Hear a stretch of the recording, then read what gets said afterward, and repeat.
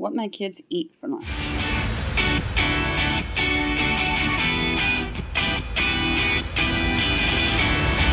This is what my kids eat for lunch to help people pack lunches for their kids who are stuck or grandkids and don't know what to pack. I usually do a simple healthy sandwich. I have a ham and lettuce on wheat. My kids do not like cheese. This is for Jaclyn. Doritos, we're still working on that bag. This Rice Krispie treat is an M&M one.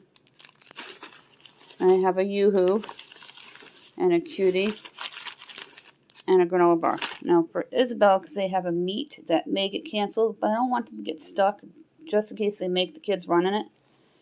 A granola bar, ham sandwich with lettuce on wheat. This is a drizzle Rice Krispie treat, bag of Ruffles, and a chocolate Yoo-Hoo. And they will also bring water with them.